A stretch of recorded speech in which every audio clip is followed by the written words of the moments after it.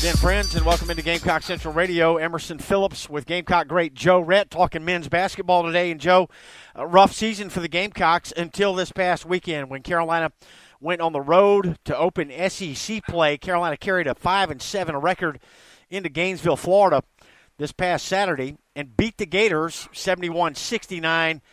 Joe, tough place to win. You know, Gainesville, always a tough place, but this makes 2 years in a row now that Carolina has won at Florida.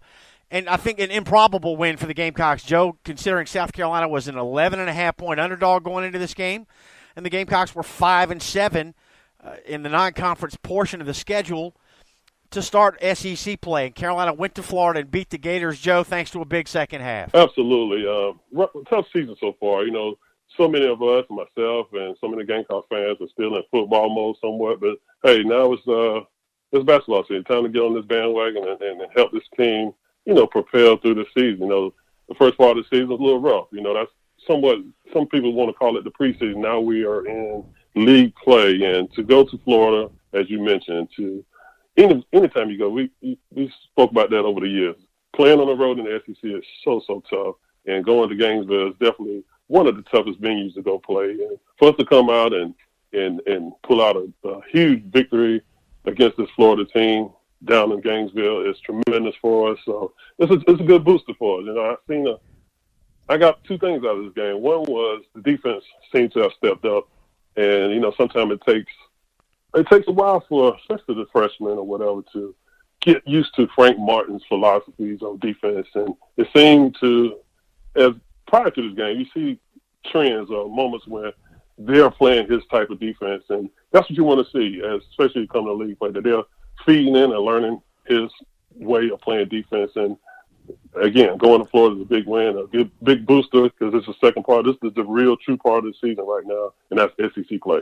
Really unbelievable the way the Gamecocks won this ball game in Gainesville Saturday night. Carolina trailed by as many as 13 in the first half, but rallied to cut the deficit to 4 at halftime, but then fell behind again by 14 points in the second half, and the Gamecocks were down 10 with about 8 minutes to play. And, Joe, it was Gamecock freshman Keyshawn Bryant. You know, a lot of folks listening today, if you haven't been keeping up with Gamecock men's basketball, you might not know much about Keyshawn Bryant, but he was the player that jump-started the Gamecock rally, Joe. 3 consecutive buckets for Keyshawn Bryant, the 6'6 freshman out of Winter Haven, Florida. 3 straight buckets. He had a steal and a dunk, a layup, and a jumper that helped ignite a Gamecock comeback. Carolina actually took a 1-point lead in the waning seconds, and then Florida hit one of 2 foul shots at the line with 3.5 seconds left in the ball game, and that was when Carolina made the length of the floor inbound pass to Chris Silva, who outjumped 2 Florida defenders to make the reception of the pass, and he turned and dunked it. And Florida unable to get off a possible game-winning shot as the horn expired. So Carolina beat Florida 71-69.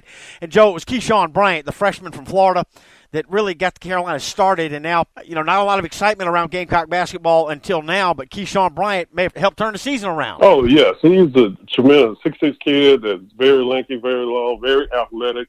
And we've seen flashes in a couple of games this year. And that's what you expect sometimes as a freshman, you know. Still getting to learn Frank Martin's system and just being a true freshman coming in, you're going to have your ups and downs as a freshman. And for him to come in and be a spark to this team is tremendous for this team right now. You're seeing that he's growing. So at this point in the season, we need him to step up. And the one thing as a freshman, we want him to be more consistent. And also A.J. Lawson, he's a freshman. It's kind of tough when you got freshmen leading the team.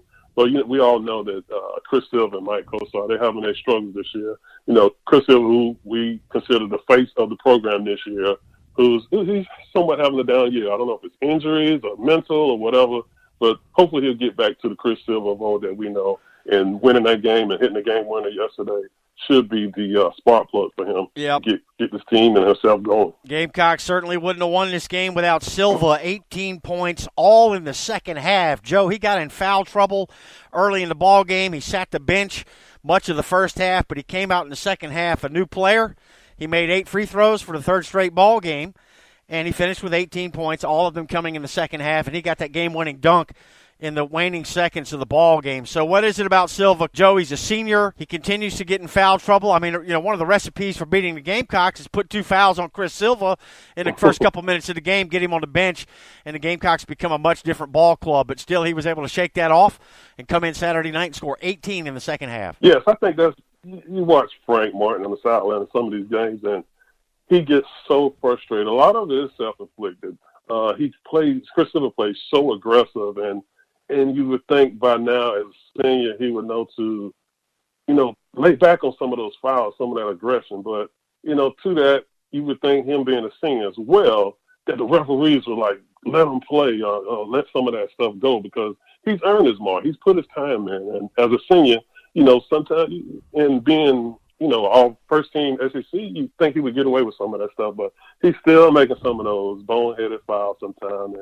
And it's kind of hard to teeter that because, when you play for Frank, you have to play aggressive. You have to play tremendously hard. And he's trying to do that, but he has to have the know-withal to push back sometimes because they need him on the court so much. And this team is going to go as far as Chris Silva plays. When he plays well, we definitely have a chance to win. So you can't rely on these freshmen as much, and hopefully him and Gravitt can, as seniors and leaders of this team, can continue to be more consistent and stay out of foul trouble. We need them on the floor, definitely. Chris Silva. Silva, 18 points in just 19 minutes. He was 5 of 6 from the floor, 8 of 9 from the foul line, and had 5 rebounds and 3 block shots. Huge second half for Silva. Helped the Gamecocks overcome that 13-point second half deficit. Carolina got 8 points and 5 rebounds from the freshman Keyshawn Bryant, whom we told you about. 7 turnovers and no assists for Bryant, but he made big buckets in the second half when the Gamecocks were down big and needed to come back, and it was Keyshawn Bryant that started that comeback for South Carolina. And, Joe, you mentioned A.J. Lawson, another freshman who's gotten a lot of publicity this year for the Gamecocks. 6 points on 2 of 8 shooting for A.J. in 21 minutes. He's been a big player for South Carolina this year, just getting his feet wet in SEC play. Getting his feet wet, and also he's had some really good games. He's carrying his team. He's actually leading his team in scoring right now. Yep. I don't know if that's good or bad for a freshman leading in scoring, but he's an aggressive player. I think he'll be playing on the next level soon. So I think it's a kid that who will definitely be the face of this program, from now on in the future with this Gamecock team. But he's a guy.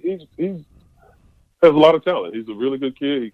He can get hot sometimes, but as a freshman, you're gonna have your peaks and valleys out there. So he's coming along and he's learning to.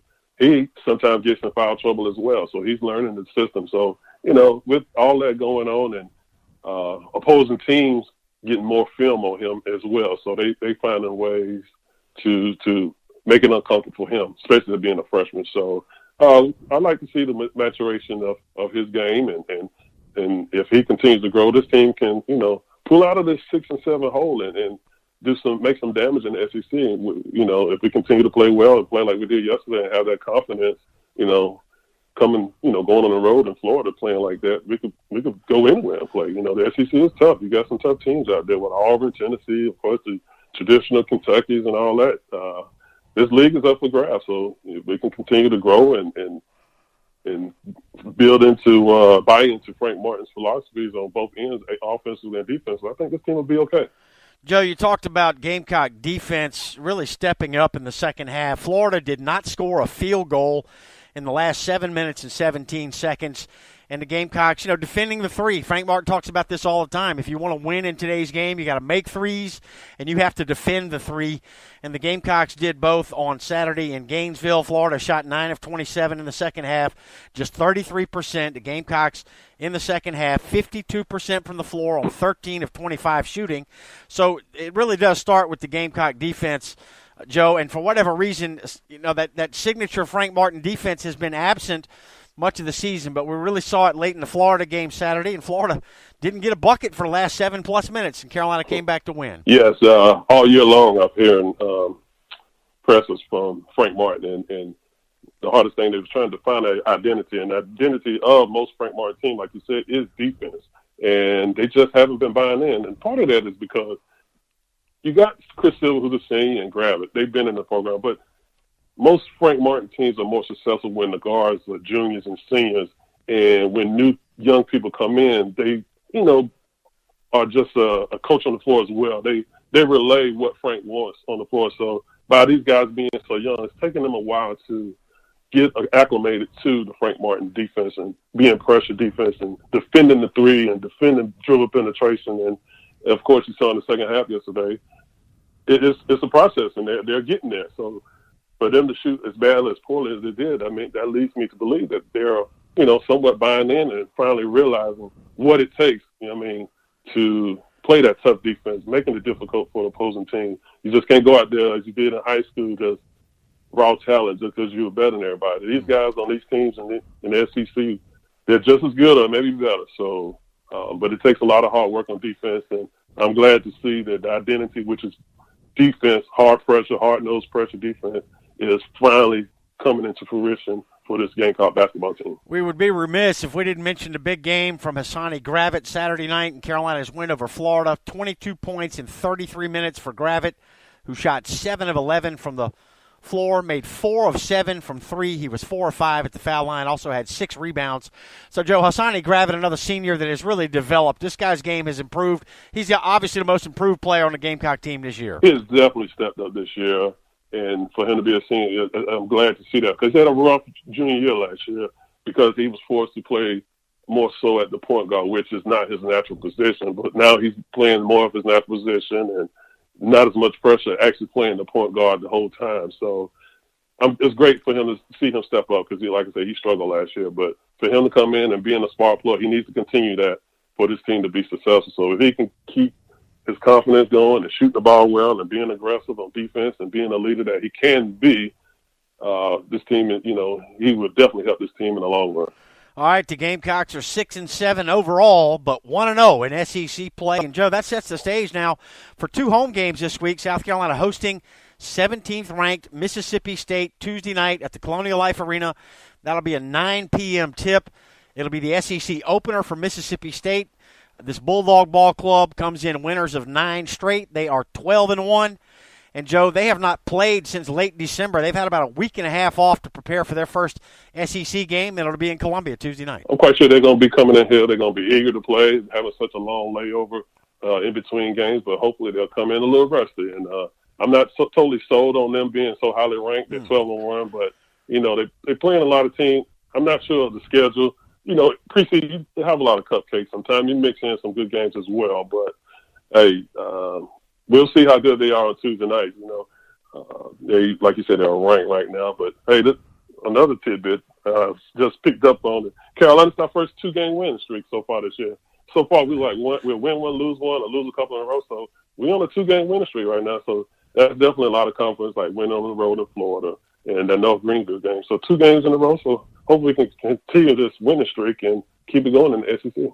All right, Mississippi State Tuesday night at 9 o'clock. And Mississippi State coming off a win over Brigham Young back on December the 29th. That was their last game. They beat BYU 103-81, a career-high 28 points from Eric Holman, who was 11 of 18 and 3 3-pointers in that Mississippi State win. So about 9 days off for the Bulldogs coming into this Tuesday night game. And coming up Saturday at 1 p.m., another home game for Frank Martin's Gamecocks. Missouri comes to town. They're currently 9-3. Again, 1 o'clock tip Saturday at the CLA. But first things first, Mississippi State on Tuesday night. Joe Rhett will come back here on Gamecock Central Radio and talk about it later this week. Man, thanks very much. Absolutely, Emerson. Appreciate you having me. Hey, appreciate you. That's Gamecock great Joe Rhett. And I'm Emerson Phillips. And this is Gamecock Central Radio. Thanks for joining us.